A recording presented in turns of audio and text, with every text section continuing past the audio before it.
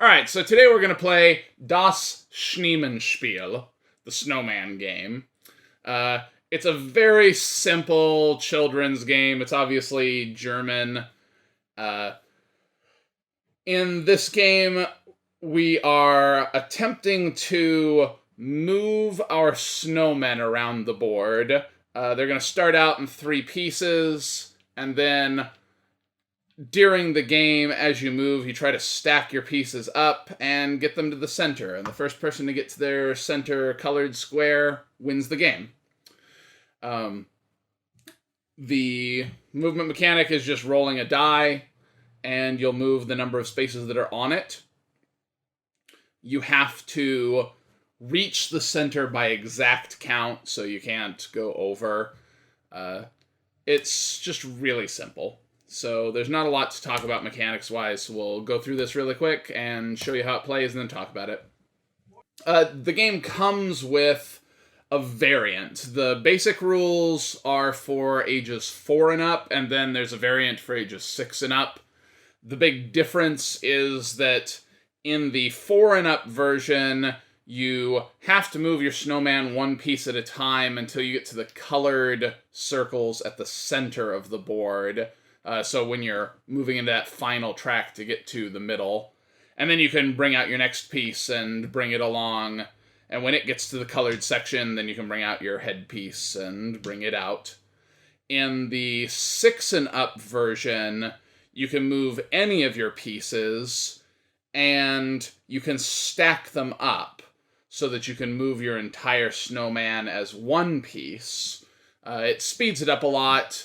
It's a little more complicated, but not really. I would definitely recommend playing the 6 and up version, even probably with younger kids.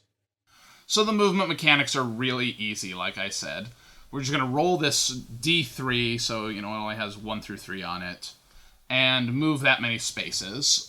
So we roll, and I've rolled a 2. So if I'm moving the blue snowman, 2 would put me here. And if you're going to land on somebody else's piece, you jump to the next space forward.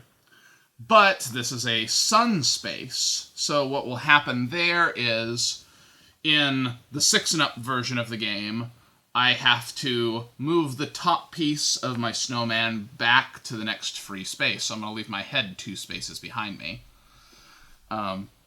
If we were playing the 4 and up version of the game, obviously I can't move my snowman stacked, so I can't be on this sun space, and I just have to move my whole body back. But since we're playing the 6 and up, I can be there, and I just leave my head behind. On my next roll for blue, and we'll just skip ahead to blue moving again, I have to move my body, and I've rolled a 1, so I just move forward that 1 space. And then, hopefully, my next roll is going to be a 3, and I'll be able to just jump my head all the way back onto my body.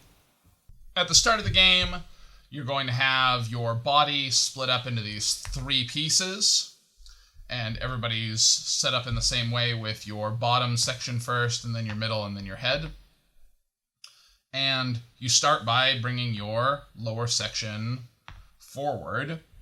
In the 4 and up version of the game, you have to move your base section all the way around the board until you get to the colored circles at the center of the board before you can move your next piece.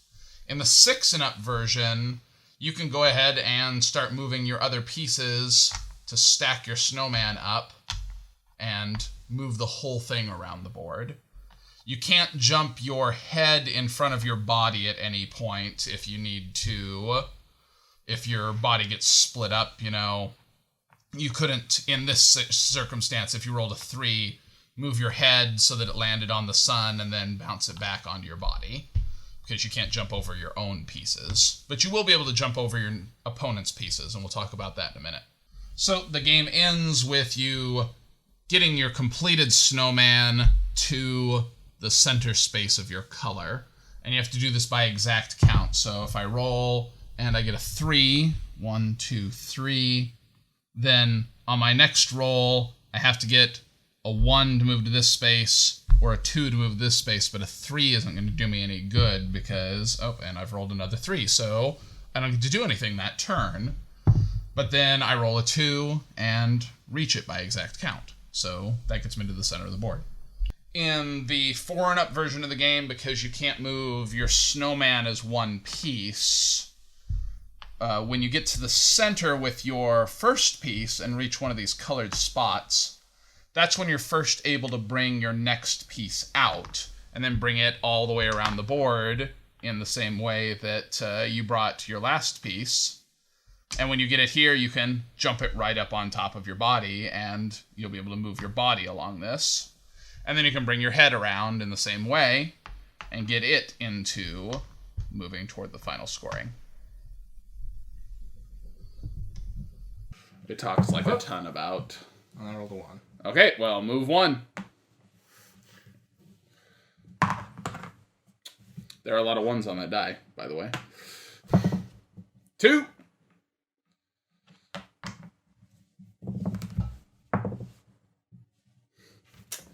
Well, you did start that camera, didn't you? Yeah. Okay. So when I get here, what direction do I go? You're coming this way to go in. Okay. Kind of like sorry. 2.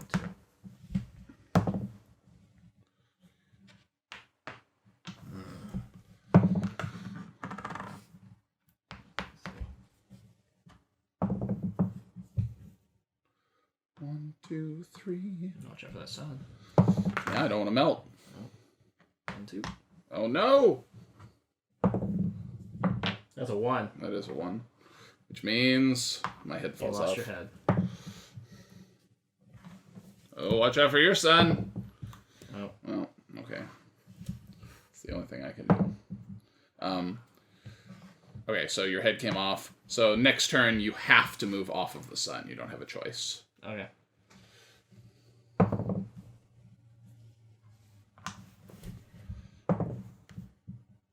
Oh! 1, 2, 3. My torso's coming for you.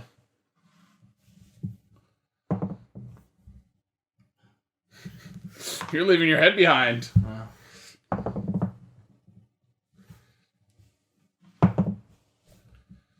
Oh! 2, 3. Kind of creepy, that disembodied snowman head just bouncing along. 1. Oh!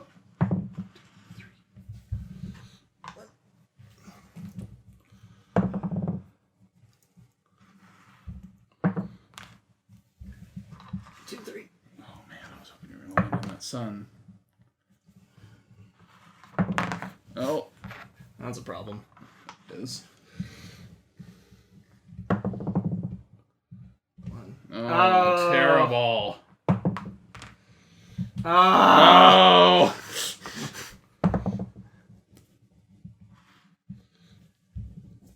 Okay, my body has to move. Yep. My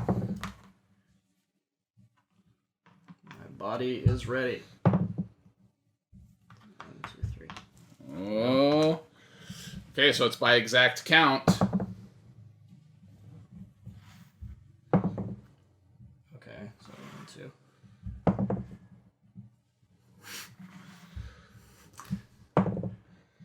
2! 2, you win. Oh, Good snowman! You snowmaned, and then I snowmaned.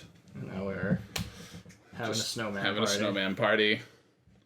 Das Schneemann Spiel. Or as the official rules refer to it in its own translation, Snowman. Snowman, which isn't a translation of what it's called in German, but you can call it Snowman, and that's accurate. It's true. So, what do you think about Das Schneemann Spiel? I think the main draw for any Haba game, and I don't know if you've ever played any other games by this company, they're pretty famous for making specifically kids-centric games or more family-oriented games with really nice pieces. Yeah. And so I think this falls right in line with what they usually deliver, being something that you would play with very young children. Mm-hmm. And it's very, basic and accessible. And the primary draw are the pieces. Which are really nice. Yeah. They're really, really nice snowman pieces. As a game, there's nothing here. There's no real draw to it beyond if you want nice wooden snowmen. And it's not something that I would tell people they should go out of their way to try to track down unless they're maybe collecting every game that this company puts out, like they're trying to get the whole series on their bookshelf or something like that. You said as we were setting it up, you're like, it's basically Sorry. Yeah. And I was like, okay, well, that's not a draw. That's not a compelling case for a game. It's like a simpler, less competitive version of Sorry. And even I don't even think it had anything to do with player counts. It's very simple. It's not like you'd have more competition on the board with 4 players. You just move your pieces slightly differently. Mm-hmm. So, I don't really have anything else to say about it.